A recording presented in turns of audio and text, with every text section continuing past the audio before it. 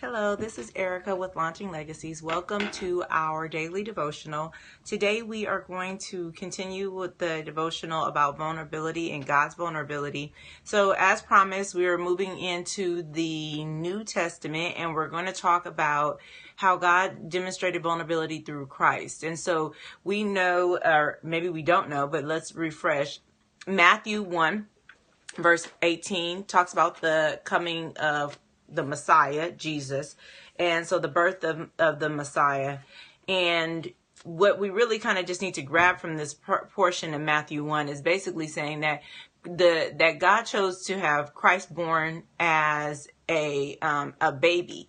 And this is really interesting because part of this decision to have him born as a baby, a helpless, vulnerable child, was an expression of God's, a demonstration of vulnerability, yes, but then also it's part of why many of the people, the Jews at the time, did not believe that he was the Messiah, because he didn't come with all this power and strength and just taking everything out and knocking this out and knocking this out. He came as a baby.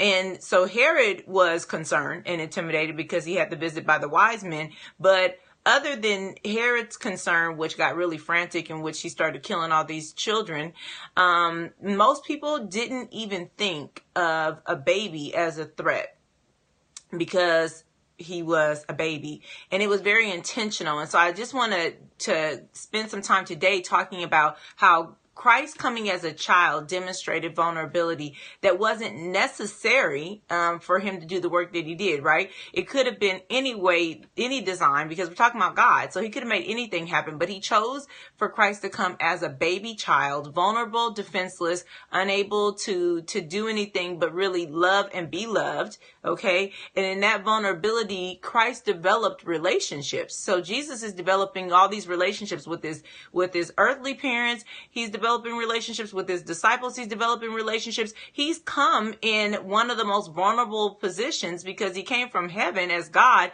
and now he comes into the human form as a child, has to grow up as a child. We find that he is, when he's about 12 years old, he's in the temple working with the scholars and whatnot, and still has to find himself subject to his parents, even though he's Christ, he's the Christ. And so what is the picture of vulnerability here, and what is the significance of it? Well, maybe you've known this, maybe some of you have already known this, and like, okay, well, I already knew that Christ came as a child, but have you ever thought about how vulnerable it must have made him? Because see, the resistance we get when I'm doing work with others in counseling and whatnot is that people are resistant to the idea of being vulnerable. They don't like the way it feels. And I just think that when we think about Jesus coming, and we know that he came from heaven. John 1:1 says that in the beginning was the Word was with God, and the Word was God. And we know the word here is that word is talking about Jesus. And so we know that Jesus was there in the beginning. We also know that because of the words that are used in Genesis that talks about let us make man in our image, which alludes to the Trinity. So we have this understanding that Jesus was always there. So he descended from heaven and then ascended back into heaven. And so he left his earthly position to become vulnerable.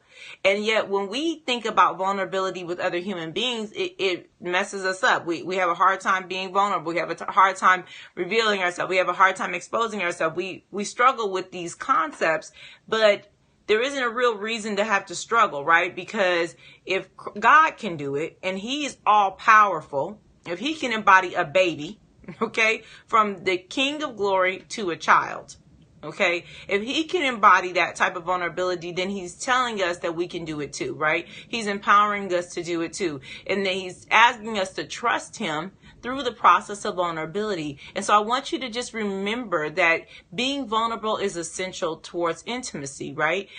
Christ had to develop these intimate and very deep relationships with those who were in his life, and he does, and they're beautiful. His interactions with his mother are beautiful. His interactions with his friends who are his disciples are beautiful. His interactions with his friends Mary and Martha and Lazarus, beautiful again, because he finds himself to be vulnerable. Now imagine if he had come down as God's form, would he have had all these friends? The thing is that probably not, right? Because he'd been God. It's like, oh, I can't talk to him because he's God. Oh, I can't reach him because he's got, it would have been that thing that you're like, oh, when you put a person over here or treat them as a deity that's untouchable, then we end up lacking in intimacy.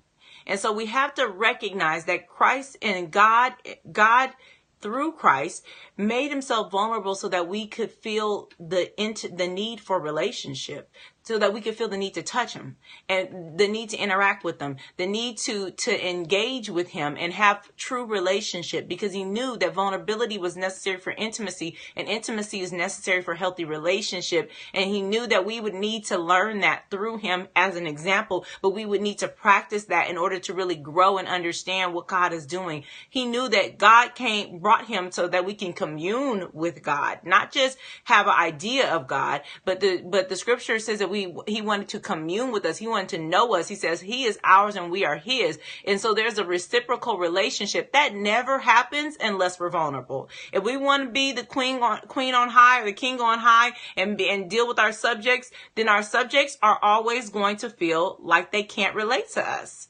So in order to relate, we need to show vulnerability. And Christ is a great example of that as we introduce this part of the New Testament, looking at Matthew and really all of the Gospels. We see the humanity of Christ. We see the vulnerability of Christ. He said, I'm thirsty. Right? He struggled with needing rest. He needed rest. He puts himself in a position in which he's vulnerable. He's subject to the opinions of people. People didn't receive him. They wanted to drive him out. They flocked after him, and he was overwhelmed at times.